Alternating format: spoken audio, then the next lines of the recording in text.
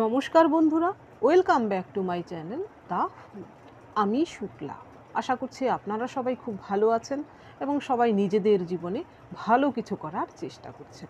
আজকে আরেকটি নতুন রিডিং নিয়ে আমি এসেছি। আজকেও কার্ড সফল করে দুটো কার্ড নেব এবং কার্ড দেখে আমি এই রিডিংয়ের টপিক ঠিক করব। এটিও একটি টাইমলেস এবং জেনারেল রিডিং, যে কেউ যে কোনো সময় আমার এই রিডিংটি দেখতে পারেন। তো চলুন মা সরস্বতীর নাম নিয়ে শুরু করি।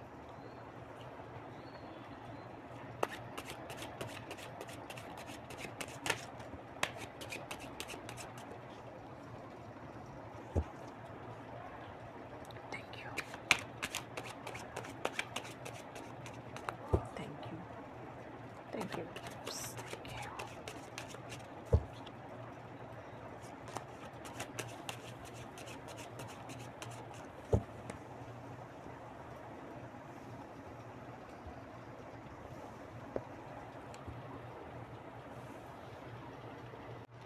এখানে প্রথম কার্ড এসেছে two of swords.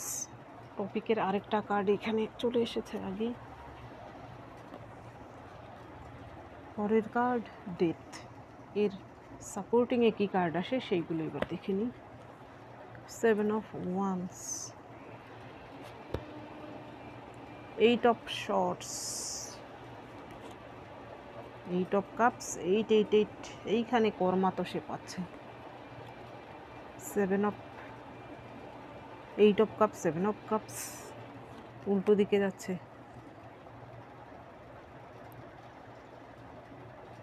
Ten of swords.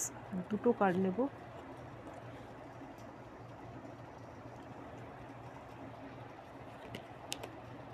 Eight of coins.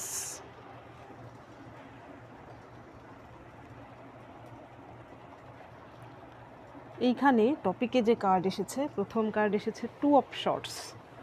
এইখানে আত্মাহুতি দিতে হচ্ছে তাকে, অর্থাৎ আমাদের সমাজে যেমন আগে সতীদাহ প্রথা ছিল, সেই সতীদাহ প্রথার একটা সিন এখানে দেখানো হয়েছে। সে আত্মাহুতি দিচ্ছে, সেখানে সে কিন্তু নিজের ইচ্ছেই দিচ্ছে না, সমাজের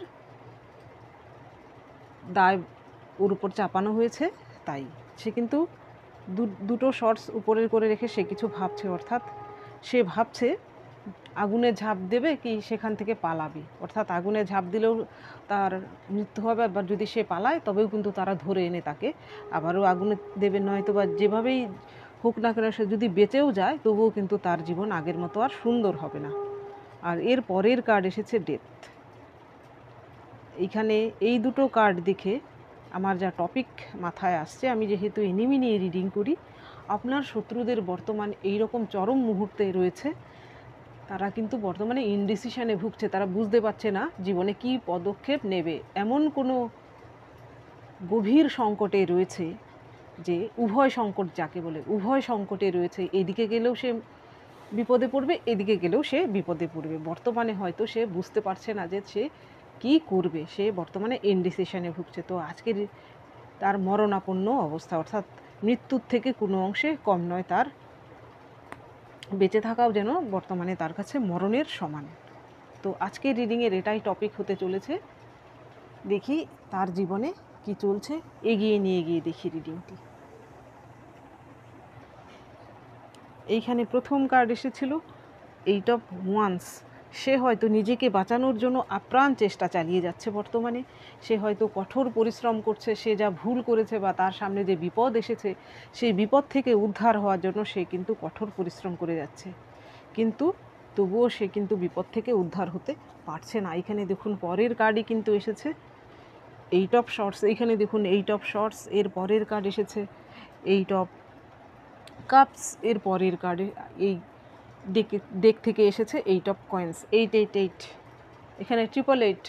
আপনারা যারা ভিউয়ার্স আমার, আপনারা হয়তো এই ট্রিপল এইট সংখ্যাটা দেখতে পারেন, আপনাদের চোখে হয়তো ভাসতে পারে। এই ট্রিপল এইট সংখ্যাটা যে কোনো কারণেই হোক না কেন আপনাদের মাথায় থাকতে পারে, বা কোনো কিছু দেখার সময় হয়তো আপনারা বর্তমানে এই সংখ্যাটা দেখছেন। আর এইখানে এইট হচ্ছে শনিদেবের সংখ্যা, অর্থাৎ স্যাটার্নের সংখ্যা। এখানে আপনি যেমন কর্ম করবেন শনিদেব ঠিক তেমন ফল দেবেন, অর্থাৎ আপনাদের যে শত্রু তারা কুকর্ম করেছে, ফলে বর্তমানে তারা সেই কর্মের ফল ভোগ করছে। শনিদেব হচ্ছে কর্মের কার্ড, যেমন কর্ম তেমনি কর্ম ফল উনি দেন। সেই ব্যক্তিটি যিনি আপনার সঙ্গে শত্রুতা করেছে, সে আপনাকে যেমন পরিস্থিতিতে ফেলেছিল, বর্তমানে সেও কিন্তু সেই পরিস্থিতিতেই আছে। এইখানে দেখুন 8 অফ শর্টস আসার মানে সে হয়তো একটা মুখোশধারী হয়েছিল এতদিন সকলের সামনে, সে নিজেকে ভালো মানুষ প্রমাণিত করত, কিন্তু বর্তমানে এমন সিচুয়েশান তৈরি হয়েছে যে সে তার কিন্তু মুখোশ খুলে গিয়েছে। সে কিন্তু বর্তমানে এমন বিপদের মধ্যে রয়েছে যে সে বুঝতে পারছে না সে কী করবে। সে তার এইদিকে গেলেও বিপদ, ওই দিকে গেলেও বিপদ, বলে না শাঁখের করাতের মতো অবস্থা হয়েছে। এইদিকে গেলেও কাটে, ওদিকে গেলেও কাটে।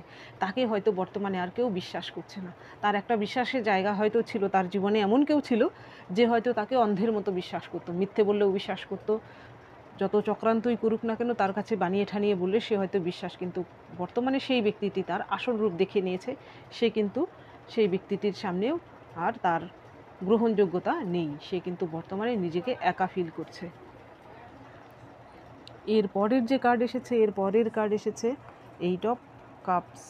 এখানে 8 অফ কাপস মানে তার জীবন থেকে হয়তো কোনো মূল্যবান জিনিস, হয়তো কোনো রিলেশনশিপ বা কোনো মূল্যবান জিনিস তার জীবন থেকে চলে গিয়েছে, যাকে কিনা আঁকড়ে সে বাঁচছিল এতদিন। হতে পারে কোনো ব্যক্তি যাকে আঁকড়ে ধরে সে বাঁচছিল, হতে পারে কোনো একটা জিনিস, বা হতে পারে তার জীবনের কোনো একটা গুরুত্বপূর্ণ বিষয় যা আঁকড়ে ধরে সে এতদিন বাঁচছিল। সেটা ছিল তার দুর্বল জায়গা। সেই দুর্বল জায়গাটায় হয়তো আঘাত পেয়েছে সে, সেই জিনিসটা হয়তো তার জীবন থেকে চলে গিয়েছে বর্তমানে। সেই জন্যও হয়তো সে নিজেকে এইরকম মরণাপন্ন ভাবছে। সে হয়তো ভাবছে আমি আর বেঁচে থেকে কি করব, এমন কিছু। এইটা কিন্তু 50%-এর জন্য এটা ম্যাটার করে। হতে পারে ওনার জীবনে এমন কোনো ব্যক্তি ছিলেন, মহিলা বা পুরুষ, যাকে অবলম্বন করে উনি কিন্তু এই সাম্রাজ্যটা চালাতেন, অর্থাৎ উনার যে পাওয়ারের সাম্রাজ্য সেটা চালাতেন। সেই ব্যক্তিটি হয়তো তার জীবন থেকে চলে গিয়েছে, তার পাওয়ার কিন্তু বর্তমানে সেই জন্য শূন্য হয়ে গিয়েছে। এর পরের কার্ড এসেছে 7 অফ কাপস। 7 অফ কাপস আসার মানে হচ্ছে আপনি বর্তমানে যেমন চুজ করবেন, ফিউচারে আপনি ঠিক তেমনটাই পাবেন। অর্থাৎ সেই ব্যক্তিটি পাস্টে এমন কিছু বাজে জিনিস চুজ করেছিল, সেই জন্য বর্তমানে সেই কর্মের ফল সে ভোগ করছে। বাজে কর্মের ফল বাজেই হয়। ইউনিভার্স, আমরা যা করি না কেন ইউনিভার্স তা প্রতিদানে সব কিছুই ফিরিয়ে দেয়। আমরা যদি খারাপ করি তো খারাপটাও আমাদের কাছে ফিরিয়ে দেয়, ভালো করলে ভালোটাও ফিরিয়ে দেয়, শুধু সময়ের অপেক্ষা। এর পরের যে কার্ড, এর পরের কার্ড এসেছে 10 অফ শর্টস। এইরকম অবস্থা হওয়া তো বাঞ্ছনীয়। দেখুন, আমি বলছিলাম যে উভয় সংকটে রয়েছে। এইখানে দেখুন, এই ব্যক্তিটি জলে ডুবে যাওয়া সত্ত্বেও কিন্তু এইখানে তার বাঁচার সম্ভাবনা নেই, তবুও কিন্তু তাকে তীর বিদ্ধ করা হচ্ছে, অর্থাৎ সে যেন আর বাঁচতে না পারে তা কনফার্ম করার জন্য। আপনার শত্রুরও কিন্তু ঠিক এই অবস্থা, উভয় সংকটে সে পড়েছে। এই দিকে গেলেও তার বিপদ, এই দিকে গেলেও তার বিপদ। এর পরের কার্ড এসেছে হ্যাংডম্যান। এইরকম অবস্থা, হ্যাংডম্যান অবস্থা হওয়া তো স্বাভাবিক। সে হয়তো এই যে হ্যাংডম্যান উল্টো হয়ে যেমন ঝুলে আছে, তেমনি এখানে ইনডিসিশনে ভুগছে। মানে সে কিছু বুঝতেই পারছে না যে কী করবে। সামনে হয়তো সে সব কিছু অন্ধকার দেখছে তার জীবনের সামনে। আর এখানে হ্যাংডম্যান আসার মানেও কিন্তু তাই, সে হয়তো যা করেছিল তার সব চাল উল্টো পড়ে গেছে। সে বর্তমানে হ্যাংড অবস্থায় রয়েছে। সে বুঝতেই পারছে না যে কী করা উচিত এই মুহূর্তে। সে হয়তো এমন পরিস্থিতিতে ফেসে আছে, কারোর সঙ্গে হয়তো পরামর্শও করতে পারছে না, কেউ হয়তো তাকে সুপরামর্শও দিচ্ছে না। তার সঙ্গে তো ভালো লোক নেই যে তাকে সুপরামর্শ দেবে। সে তো বাজে লোকেদের আশেপাশে যারা থাকে তাদের পরামর্শও এইরকমই হয়। সে নিজেও জানে যে এদের পরামর্শ আমার জীবনে কোনো কাজে লাগবে না, সেই জন্য হয়তো তার এই হ্যাংডম্যান অবস্থা। এর পরের যে কার্ড এসেছে, এর পরের কার্ড এসেছে 8 অফ কয়েন্স। সে কিন্তু চাইছে, হয়তো তার এমন হতে পারে সে আর্থিক দিক থেকে হয়তো সে কোনো ক্ষয়ক্ষতির মাঝখান দিয়ে যাচ্ছে। তাকে হয়তো কেউ আর্থিকভাবে ঠকিয়েছে, বা এমন হতে পারে নিজেও কোনো আর্থিকভাবে কেলেঙ্কারিতে জড়িয়েছে, যা কিন্তু লোকের কাছে উজাগর হয়ে গিয়েছে বর্তমানে। সেই জন্যও কিন্তু তার এরকম উভয় সংকট অবস্থা।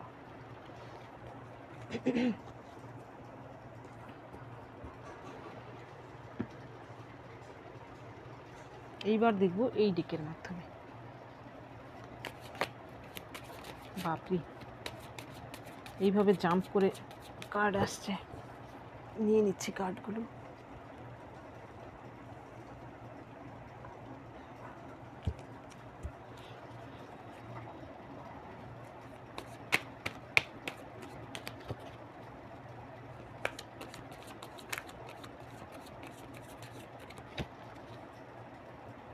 আমার মনে হচ্ছে যারা আমার রিডিং দেখছেন ভিউয়ার্স, আপনারা হয়তো বর্তমানে খুব ভালো মেজাজে রয়েছেন। এই কার্ডগুলো কি সুন্দর জাম্প করে বেরোচ্ছে।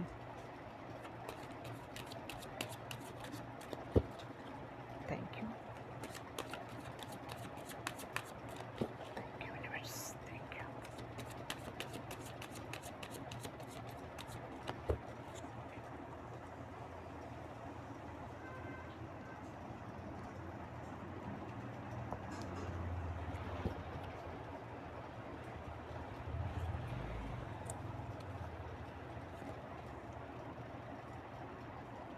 Ace of Wands, Four of Swords, Five of Pentacles,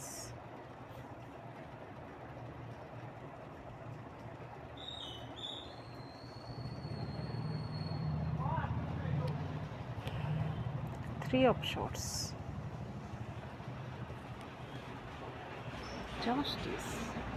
justice card আসার পর আমার আর কার্ড নেওয়ার ইচ্ছে থাকে না, এরপরে আর আমি কার্ড নিচ্ছি না।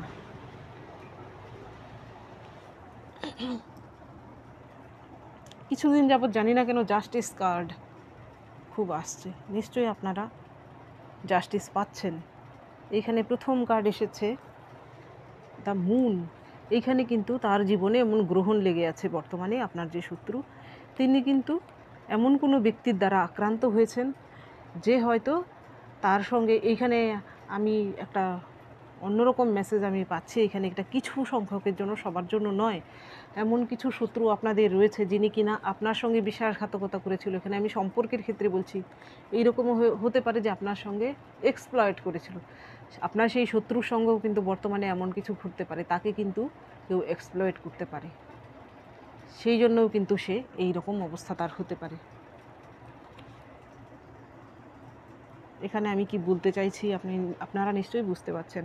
আর বাকিদের জন্য কিন্তু আপনাদের শত্রুর কিন্তু এমন কোনো শত্রু রয়েছে যিনি কিনা তার থেকেও পাওয়ারফুল কেউ, যে কিনা তার একটা হয়তো র্যাকেট রয়েছে, অর্থাৎ তার আন্ডারে কিছু লোকজন থাকে, অর্থাৎ তার একটা গ্রুপ রয়েছে।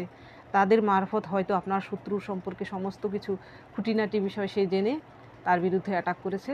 তার ফলে কিন্তু আপনার শত্রু তার বিরুদ্ধে যতই শক্তিশালী হোক না কেন, আপনার শত্রু সে কিন্তু পেরে উঠছে না বর্তমানে।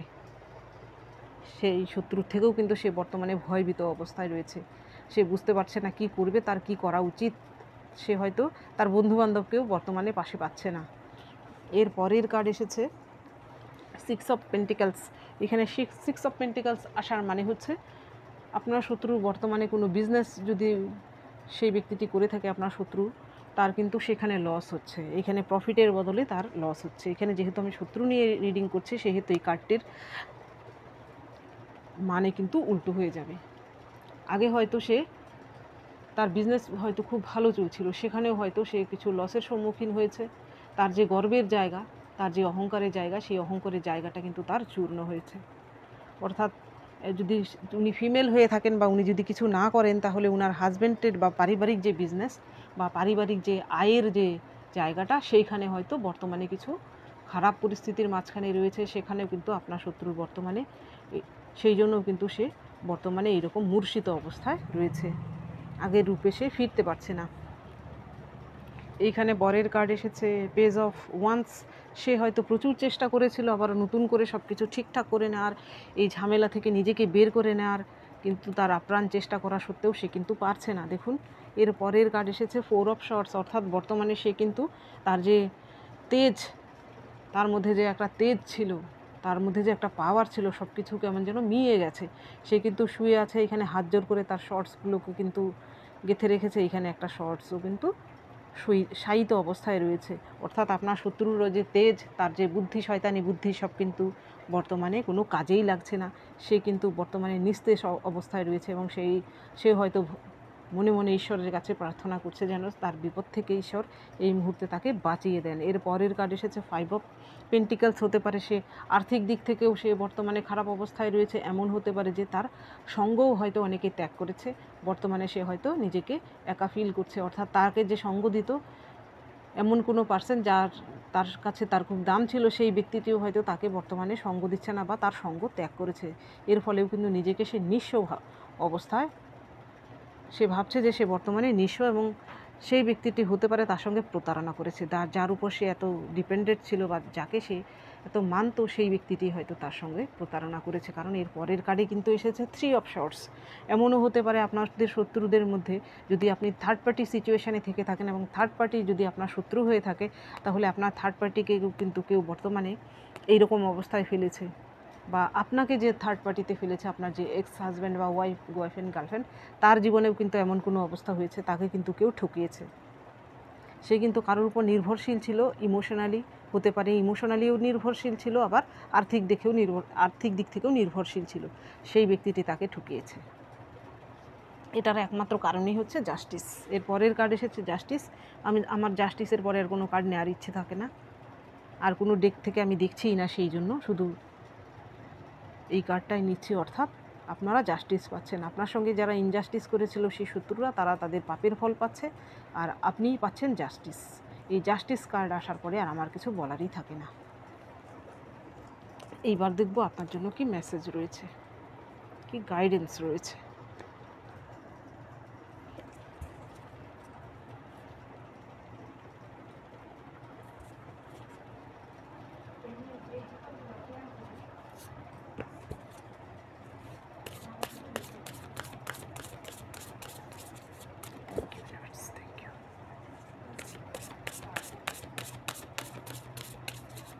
Thank you, universe. Thank you.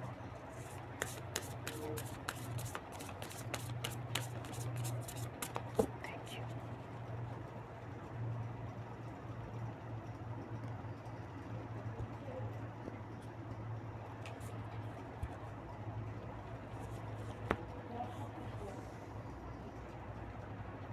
Dominance.